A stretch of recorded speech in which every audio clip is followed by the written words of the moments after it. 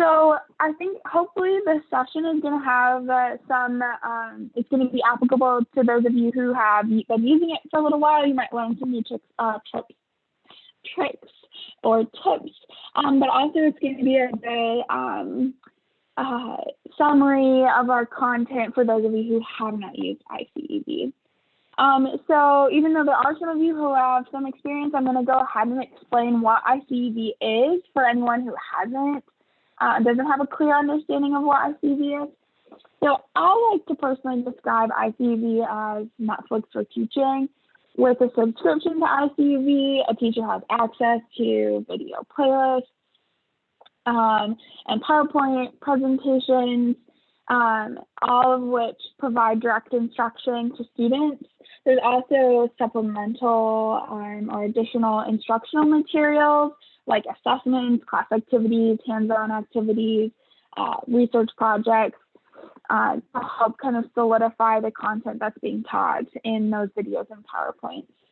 Subscriptions allow you to access all the content that we have in approach a subject area, and it's just tied to a teacher and not a course. So that means if you teach like Principles of Law, Law Enforcement 1, and Forensic Science, if you purchase iCEV for your forensic science as your forensic science curriculum, you can still use iCEV and all of the materials we have for Law Enforcement 1 and 2, but you could also, you could also purchase other materials with your funds for those different courses if you wanted. So I'm gonna go ahead and start walking you through our site. We offer prepackaged courses. That's the primary way to use iCEV. These prepackaged courses have been designed based on a series of state educational standards that we've gathered from all over the country, so that we feel like we've developed a really well-rounded course. But depending on your location, you might actually have options to add courses that are tailored specifically to your state standards. And we're working on developing more and more of these state-specific courses. So you may see these popping up if you don't have access to state-specific ones yet. But using the pre-packaged courses is the easiest way to get started with iCEV. We've created these courses to be really comprehensive, and we've kind of presented them in an order that we think makes sense in introducing the content to students. So you could just take these courses and run with them. So I'm going to show you how to add these prepackaged courses. I selected the add a course button. I'm going to go to our law and public safety site. So these 10 courses are the examples of the prepackaged courses that we have available on the law site. So you can choose to add any of them to your course page. I'm going to go in and I'm going to add the forensic science course just to show you how it works. One of our suggestions for best practices as you're naming courses is to name them according to the hour or class period that you teach. By dividing up, like if you have a 1st-hour forensic science and a 6-hour forensic science course, it just helps you manage your gradebook and keep track of your students. And it's also really helpful, if your hour 1 or your first period gets ahead of your 6-hour, you can keep track in your individual hours of where you're at. So I'm going to add this course, and then I'm finished. So just because we have these prepackaged courses put together, it doesn't mean you have to use them in the way that we've put them together. You have a lot of customization options once you actually add the course playlist to your My Courses page. So I went in and I clicked Customize Course. There are really 3 primary ways that you can customize a course. You can add a lesson, you can delete a lesson, or you can rearrange your lessons. So to delete lessons is very easy. You just come in here and click remove. For example, you might do this because you have materials that you've put together, for example, to teach lab safety. And so you don't really want to do iCEV scientific procedures and safety or the forensic science safety and regulations. So you can just remove those from your playlist so you won't see them and your students won't see them. Another way is to add lessons. Like I mentioned, you have access to any of the content that we've created in that relates to law or public safety or corrections or security with one subscription. So you can go in and search for other lessons that you might want to add to this course. So for example, let's say, you really like to emphasize crime scene investigation as part of your forensic science course. You can do a search for crime scene and see all of the lessons that we have available on our site that may not be included on the forensic science course. And you can preview these lessons. Might take a second. You can preview, you can even watch the video. You can kind of get a quick description and look at what the goal is of that lesson, and then add them to your course as you'd like. Another way to search actually is by subject. I have access to all of our sites, but if I scroll down to the law, public safety, and corrections, you could then look and search for, like, here's law enforcement crime investigation. You can look at investigation procedures from a law enforcement end instead of just maybe the lab technician or forensic analyst side of things. So then the other option is to rearrange your courses. So one reason you might do this, if you're adding courses, you might move them to where they make, or adding lessons, you might move them to where they make more sense in the course. Like, for example, crime scene documentation probably should go around where the lessons are for evidence collection. You might also rearrange your lessons if you already have like a specific timeline or lesson plan for your year and you want your iCEV course to kind of match the your pacing for your the class that you've set up. So once you're finished with rearranging your class and customizing it how you would like, you can click finished, and that will take you back to your My Courses page, where you have your new forensic science course all added.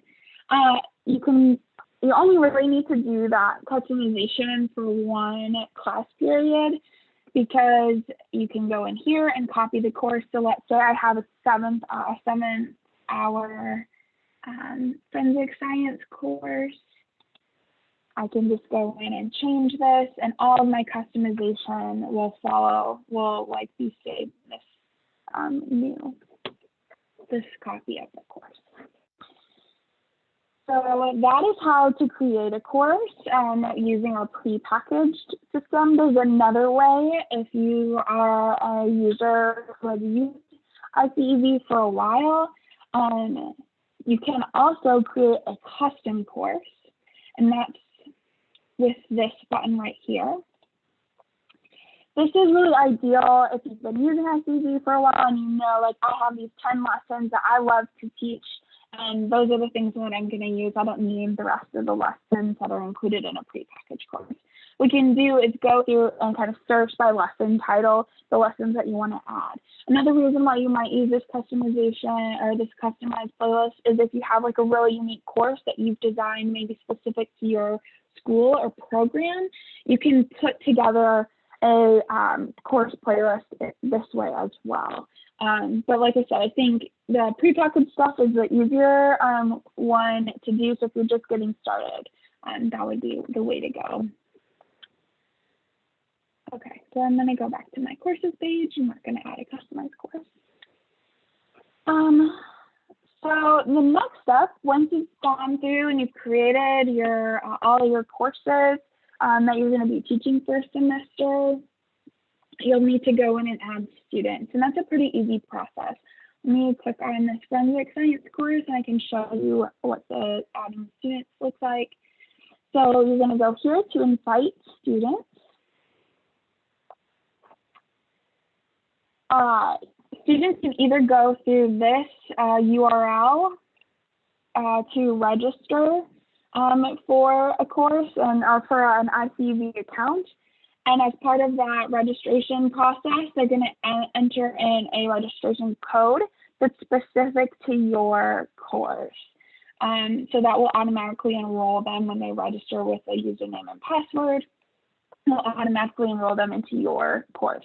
It's specific to the course that you're in on iCEV. So this is my first hour forensic science course. I can't just copy this code for all of my students on my second hour crimes, criminal investigations will have a unique course. There's another way. Students already have accounts with iCEV. It's even simpler. You can just add as a student, add a new course, and just put in that registration code there. So let me go back to my teacher view. So that is how you invite students. Once students have registered and enrolled in your course, you can manage the roster from your course page. These are the 2 students that I have enrolled in this course right now. With this roster, you have a couple different options. Obviously, you can kick them out if you're like, I don't want you in my class anymore. Or you can move them. Let's say that they did use a wrong registration code. I know Zurich maybe is in my 6-hour forensic science, which she's not at class, she's not in my first hour.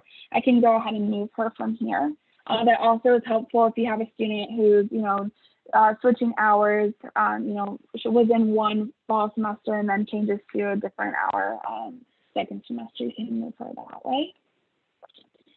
The other option that you have here that's very handy is you can reset passwords from your own account for your students. So let's say you have a student that likes to come into class and say, I forgot my password, I can't do any work today. You can go to your manage roster and create a new password for that student, and they will be thrilled to get back to work.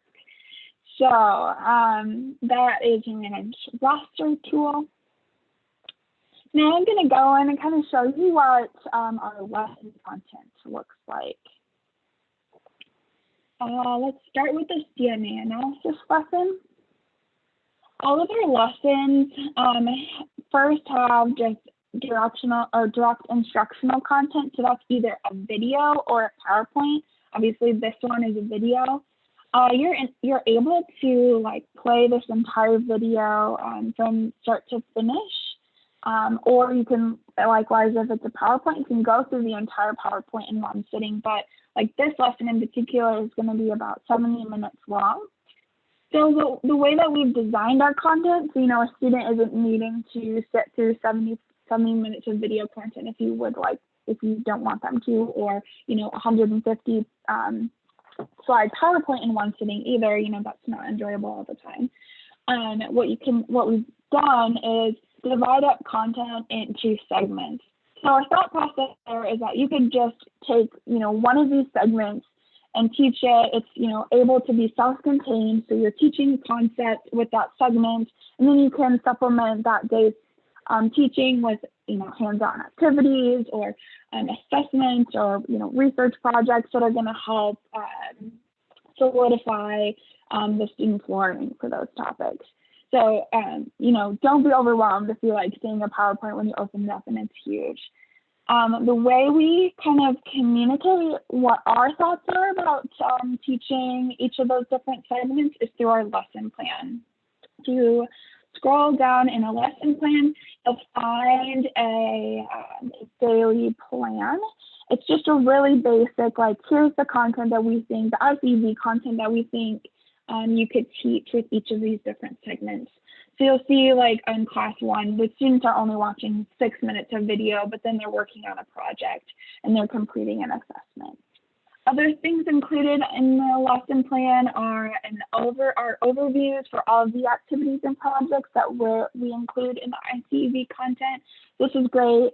as you're lesson planning and you're reviewing what you're going to do for the week, taking a look at like what each lesson has available, and then maybe making some choices of like, okay, yes, I want to use like these 3 activities in one project or something like that.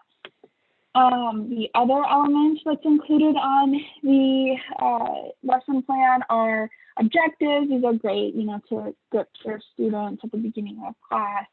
You also have standards alignments.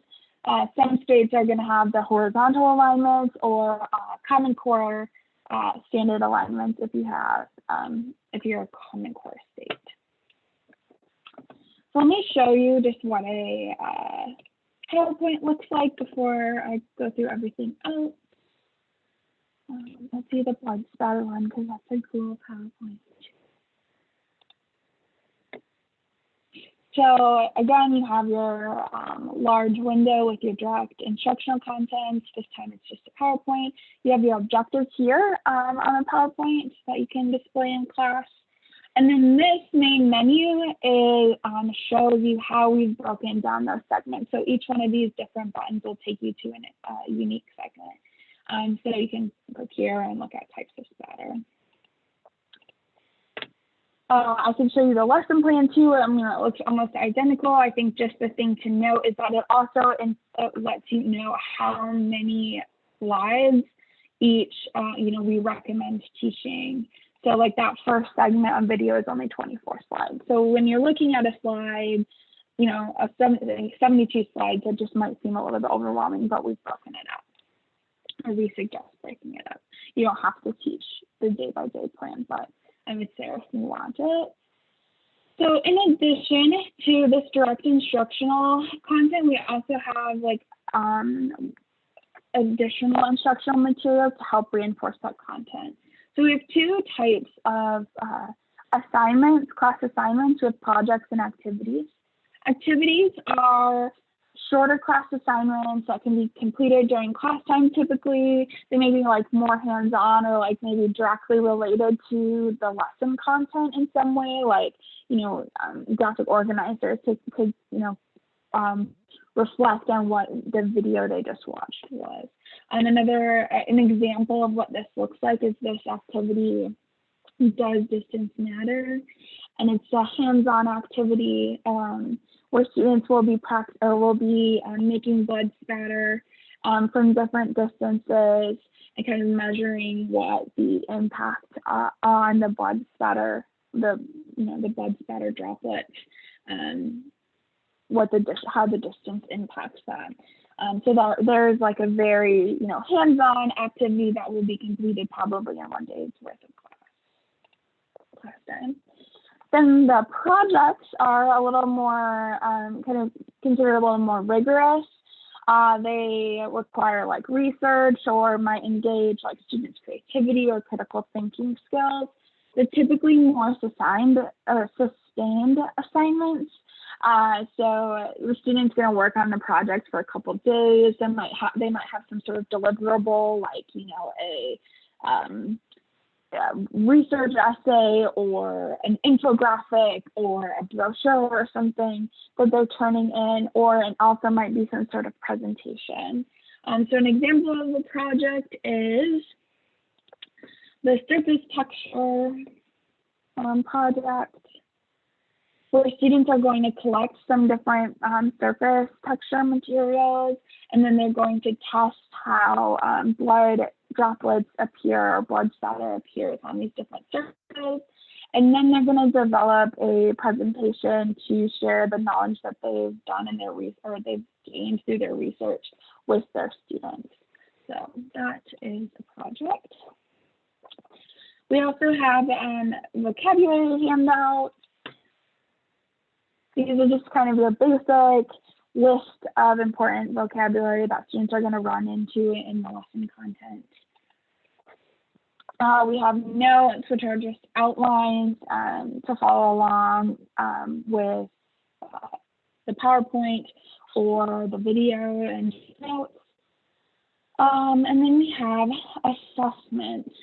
So assessments are just ways basically to check for understanding and make sure that students are following along and grasping the concepts that are presented in the video or the PowerPoint. So there are printable versions of these assessments. These are really best used, like if you're in the classroom, you're not doing distance teaching or remote learning. Or they might be good for a student who has an IEP that requires them to have printable materials. Otherwise, these assessments are also interactive. So you can see what that assessment looks like on an interactive format. Interactive exercises and assessments are things that students can complete from their iCEV accounts, and they're automatically graded and uploaded to your iCEV gradebook. They also include some built-in measures to help prevent students from copying work from one another. So they do things like shuffling questions and answer choices. So they're a much safer option, especially if you're doing distance learning, to help make sure students are doing their own work. So those are kind of all of the materials that we have for each lesson. I can show you the gradebook where any of those interactive pieces go to be graded. So here is just an example of the lessons gradebook. You can see that we have some students who have filled out some of these interactive activities. The gradebook has some different options, like if you allow a student to take it, have multiple attempts on an activity, you can sort by, different things, like you can see their first score versus their last score, or their average score. One I think is useful is looking at all scores. So that can show you like when the first attempt was taken and what the score was, and then the second attempt, how much longer they spent with the content. You can also click on any of these attempts and see what they answered and got right or wrong. That's helpful, if you see that some students really struggled with, or like all of your students really struggled with an activity or exercise, you can kind of go in and check what content do we need to review if they've gotten multiple wrong. A brand new addition, I think, especially if you've been using iCEV for a while, is we now are able to offer partial points for questions that have multiple answer choices. So like this, the students were required to put a list in order, and they had two of the lists in order. They're now able to get full, half credit for the two that they got right, and miss points for the two that they got wrong. So that's new. So you're also just able to go and look at your one single student's grade report instead of having to see all students at once. It's great for if you have parent-teacher conferences, you want to show them that element. So then once you are, now that we've kind of seen all the different elements that are included with a lesson, I can show you different ways that you can customize these lessons to kind of control what your students see and don't see. So within the lesson, basically any element is able to be visible or hidden from students. So, just starting up here, it's just as simple as clicking on or off if you would like students to see this video. And I can show you what that looks like on the student side of things. So I'll go into this lesson. So right now, I, as a student, am able to view this PowerPoint. If I click it off and refresh the page, I no longer can view it. So it's really up to date. As soon as you click it, it will become not visible for students as soon as they refresh. So that's a really useful feature, you know, clicking on and off this button if you're having students take assessments and you want them to not look through the PowerPoint or the video to find answers, you just click that off during the time that they're taking their assessment. You also have just the ability to make any project or activity available to students. That's helpful, you know, if you're wanting them to only focus on one activity for the day, just make all of the other activities hidden to students. The interactive materials have a few more options for customization. You can set an attempt threshold, which is essentially just the number of times that a student can attempt to complete an exercise. So you can make it 1 if you just want to give them 1 shot at it, or you know, as many as you want, as you think is necessary. That's a great feature for your special props if they need a couple of different attempts. You also have the ability to determine whether or not you want this activity to show up on your grades report. So, you know, if you're not going to have students complete an interactive activity, you can just unclick it so that you don't see that unfinished activity on your grade report. This deactivate on a date feature allows you to set a due date for any of these exercises. So let's say I want all my students to complete it. The due date is by the 6th. You can set that so that they will have to complete that assignment before the 6th. There's also this show details button. So what this does is determine whether or not students will be able to see the wrong answers at the when they complete an exercise. And then it's not only, they'll either be able to see how many they got wrong or how many they got wrong, and if you have show details and the right answers. So let's say you have this attempt threshold as 2. If you allow them to show details, what they can do is go in, do a really quick first attempt, and then write down all the right answers, and then go back in and get 100% because they have all the right answers. So if you do, I always suggest if you have your attempt threshold over 1, and you need to click off this show details. An additional, a new button that may be unfamiliar to some of you who have used iCEV before is this share to Google Classroom button.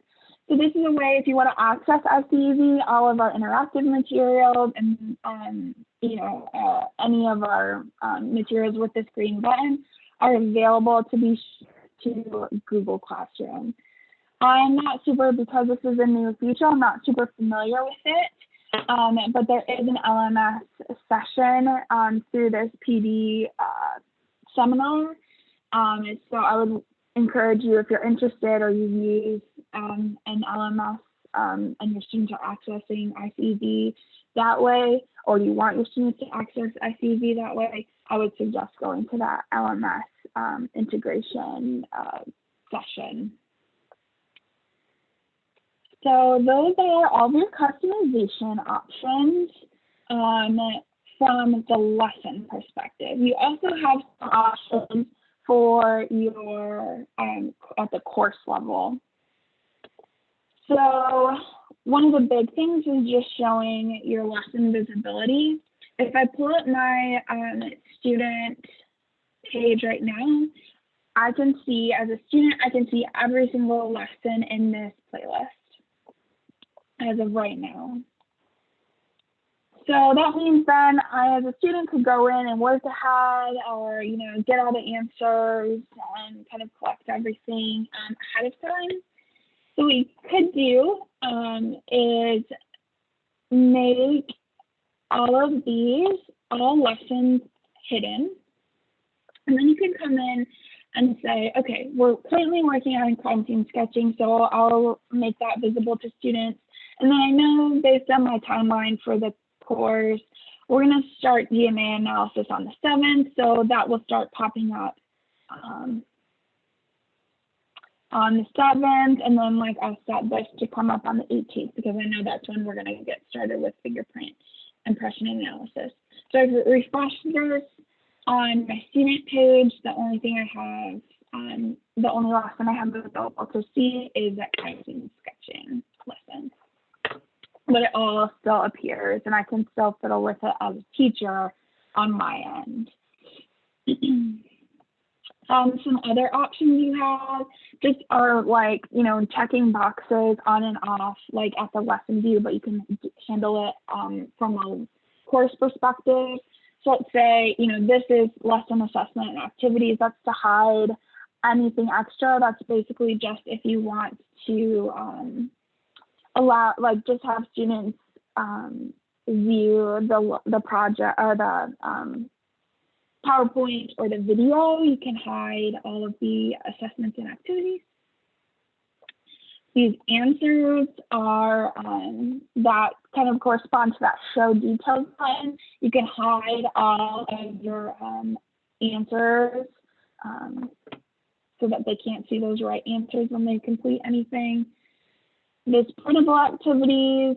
You can anything that's not an interactive activity you can hide. So that's great, you know, if you just want your students to, you know, complete the interactive pieces on their own through their iCEV accounts, and you can just hide all the printable activities. And then this is the PowerPoint and video. You can hide or show all of them. Hiding all of them is really useful if you're working on, you know, a final assessment or something like that, or, you know, any kind of exam. You can hide all of them at once so that they will have no way to access any of the video or PowerPoint material while they're taking the test. In addition, on your course page, there are two other kind of important documents that you might want to just take a look at. This first one is the standard alignments document. Not every state, kind of like I mentioned, not every state is going to have that state-specific customized course. But if your state does, you will have a standards alignment document.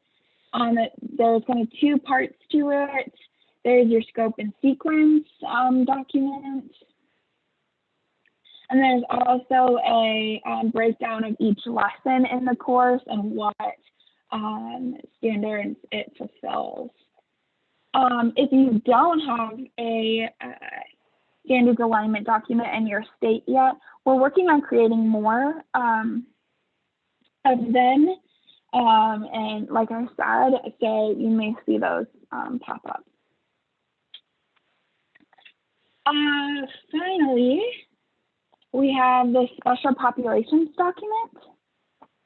It is ideal, or it was created for by one of our education specialists who had a lot of knowledge on teaching special populations. And basically what she did was go through and present how you can use iCEV to really cater to your special populations. So it's a 40-page document or so that really details all of the specific elements and ways you can adjust your teaching strategies to meet the needs of your special populations, and specifically using your iCEV account.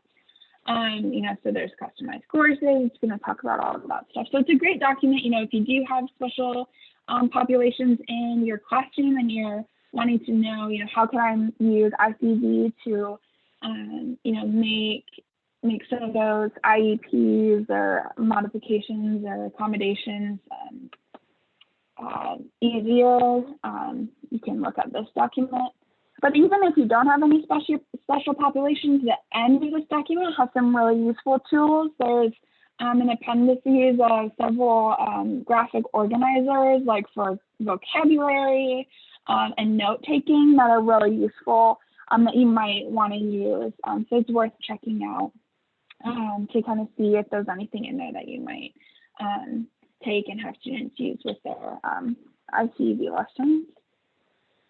Then the final thing before I open it up for questions is just I want to show you how easy it is to get help if you're struggling with using iCEV. So especially for some of you who are new, who might be interested in going and getting started on using iCEV. We have a couple different options for asking questions and talking to customer support. So we have this iCEV coach button, which is just gonna, if you click on it, it'll bring you up to a live chat. It's really great if you have like a problem in the middle of class and you need like quick help. Like, let's say none of my students can see the videos or PowerPoints. What do I do? Go to that iCEV coach button and click on that. If you have like maybe a larger problem, like, or you're looking to problem solve or learn a little bit more about what you can do with your specific classroom needs, you can schedule an online training, and that's going to be like a one-to-one sit down where a consultant will share their screen with you and kind of walk you through whatever you're willing to see demonstrated, or help you solve an issue. So that's a good option if you want to talk through something. It's another option too if you want to, like I mentioned, the custom playlist. If you want to develop one of those with someone's help, you can always click on that. The final thing is this tutorials page up here. The tutorials page has a couple different things that you might find useful. So if you click on tutorials, this is going to be like your specific how to do certain tasks. So if you're having trouble customizing your course or managing your roster, something, you can come in and look at the some specific instructions. There are also guides that you can use, and that is kind of like almost like a written version of this workshop, or some of the workshops that you'll be seeing throughout the seminar. So like this getting started with iCEV, one will kind of give you a real nice breakdown in written format of how you get started with videos and all kinds of stuff. Another one that's really useful if you are using, like I said, using Google Classroom. To access iCEV, there's a huge resource full of kind of all the information that you might need in getting all that set up. So that's a great resource for you. Then the final thing is these on-demand workshops. In the summer, we offered a virtual conference. And so this is kind of if you're looking for, okay, I know how to use iCEV, I've kind of used it at a basic level. And these workshops have a lot of input from teachers who are teaching with iCEV, and have lots of like suggestions for you as teachers for ways they've used our content to really like go in above and beyond for those classes. And so those are videos that'll be great if you're like ready to move on to the next step.